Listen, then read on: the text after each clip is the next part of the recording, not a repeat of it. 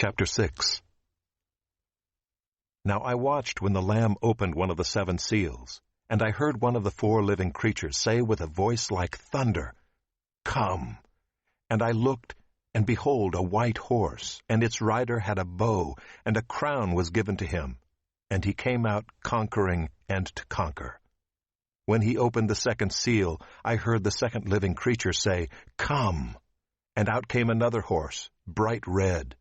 Its rider was permitted to take peace from the earth, so that people should slay one another, and he was given a great sword. When he opened the 3rd seal, I heard the 3rd living creature say, "Come!"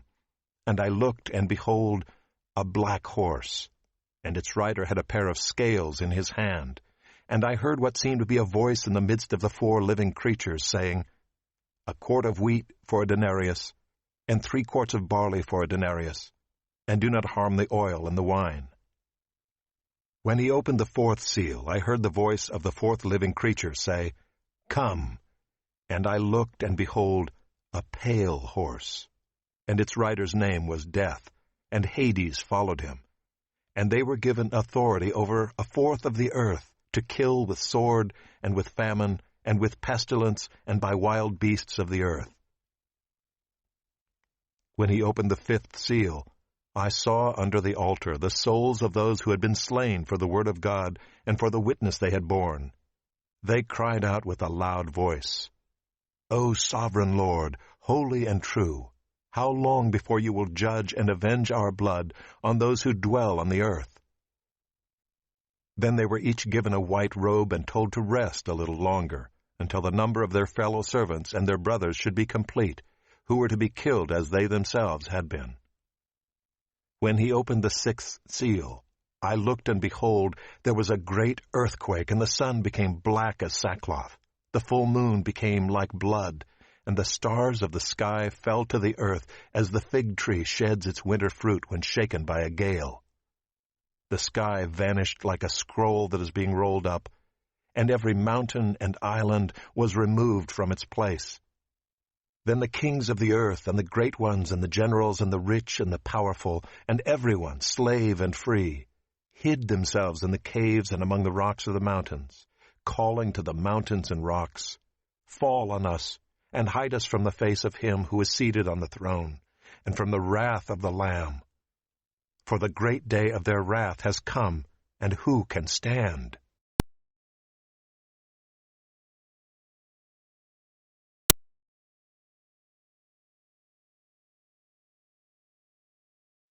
Revelation chapter 6. See, the opening of the 6 seals, chapter 6.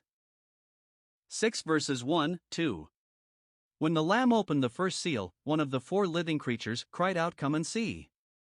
In response, a rider, possibly the Antichrist, carrying a bow, came forth on a white horse, conquering and bent on conquest. This may represent what is known today as Cold War. The bow poses the threat of war, but there is no mention of an arrow. Perhaps there is even the suggestion of missile warfare, since the bow is a weapon of distant combat. This rider does not actually cause warfare. It is not until the 2nd seal that peace is taken from the earth. 6 verses 3, 4.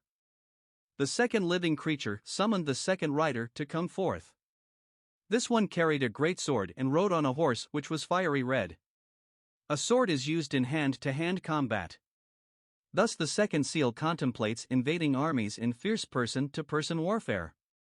The 2nd rider takes peace from the earth. 6 verses 5, 6. In obedience to the 3rd living creature, a rider holding a set of scales came forth on a black horse. This represents famine, which often follows war. A voice in the middle of the 4 living creatures announced that wheat and barley were being sold at prohibitive prices. The scales were used to weigh the rationed grain and were thus a symbol of famine. The expression "do not harm the oil and the wine" is difficult. Some say that these were the food of the poor.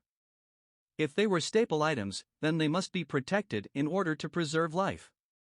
It seems more likely, however, that the luxury items of the rich are contemplated here. Historically, even in famine the rich can get some luxuries. 6 verses 7, 8. The 4th living creature called forth a pale horse with Death and Hades as its riders. Death is associated with the body and Hades with the spirit and soul. By means of war, famine, pestilence, and wild beasts, a fourth of the earth's inhabitants are destroyed. We might think that plagues are no longer a threat because of modern antibiotics and wonder drugs. However, the great killer diseases are not conquered but merely dormant. They can spread throughout the world as fast as jet aircraft can carry them. 6 verse 9.